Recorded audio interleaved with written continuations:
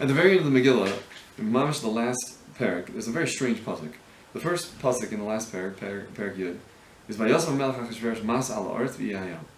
It says Achashverosh put taxes back on his kingdom, basically. So it's very strange. Why, the climax of our Megillah is that Achashverosh put taxes back. Like, we don't need to know his economic plan exactly. It's not so important for us. Anyway, so Shlomo Brevda Zatzal, he explains like this.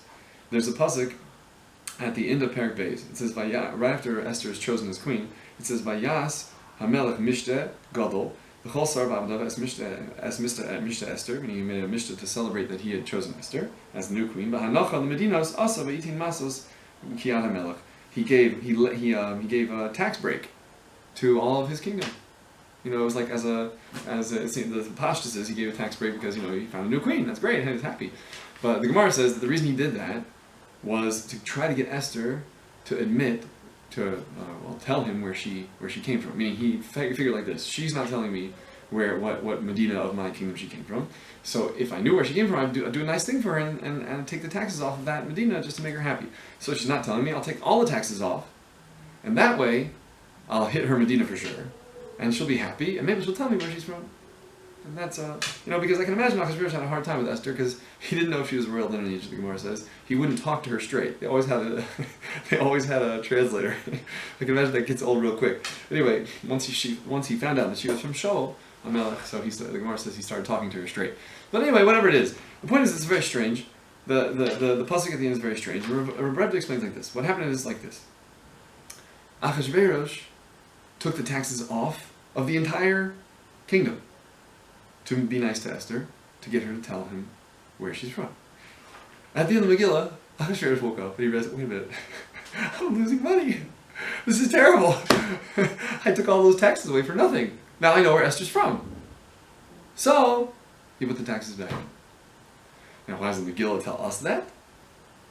So Southern Rebbe does something very beautiful. And really the Gemara says it, but Rebbe brought it out. Achashverosh learned one thing from the whole Megillah. Only one thing. I could be making more money. Now, let's just think for a second. Achashverosh saw something that we Jews didn't see. We have the Chronicle. This is, and the whole reason why Esther got away with being Kobelis the Duris, the Gemara says, is because she said that the Malchei Pras wrote it down also what happened. So it's already mefursum. The Goyim aren't going to get upset if we read this every year. Because they already know about it also. It means Achashverosh knew everything we know. He could read this Megillah just like we can. And what did he learn from it? Shoot, I gotta put those taxes back. Right? That's ridiculous. We read this Megillah and there's so much depth. You can see Achashverosh Baruch Hu stepping in, stepping out, stepping in, turning the screws here, twisting there, this, that, there, putting thoughts in people's heads. Right? Go through all the Gadol, you'll see. And all that Achashverosh came out with was, I'm losing money. It means that two people can go through the exact same thing, the exact same events, and one person sees, without the Shem Hashem mentioned in the whole Megillah, he sees Hashem. He sees Hashem. The Megillah is something so exciting. We see HaKadosh Baruch Hu behind the scenes. And Achashverosh went through the whole Megillah, and he saw his bank account. That's it. So the message, I think, is obvious. We all have lives. We all have events in our lives.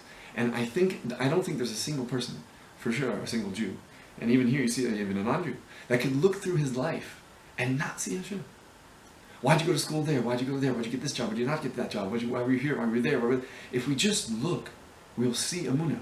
Right? I have a vort. I'm saying it's mine, so you can know if it's, if you don't like it, then just get rid of it. But the pasuk says, "Shchon ba'aretz." The Melech says, "Shchon ba'aretz u're'ei amuna," which means a person should live in the land. And the pashas of the word re'ei is from the lashon of pasture, roeh, to ingest, so to speak, to live off of amuna. That meaning that a person should live his life off amuna. But the word re'ei means to graze, to graze. Now, what do cows do? I'm from Atlanta, Georgia. What do cows do? They eat all day. To graze means to just keep eating. That's what grazing is. So I think, at least what I think David Melech is telling us, is you have to graze on Amunah. You have to look in your life and always see Hashem. And that's what the Megillah is teaching us. And that's what the whole concept of Purim is. is to look at your basic life. Purim is not a Yom Tov.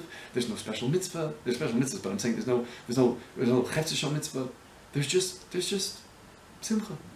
Look at life. It's the simcha of life itself, the emunah of life itself, that I find Hashem in my life itself, in the cup of wine, if you will, in the plate of meat. There's HaKadosh Baruch Hu. He's right there with you always. And I think every person who can just look back through his life, if he looks through all the events of his life, and how he ended up where he is, even bein the tam, bein the mutav, but either way you see it.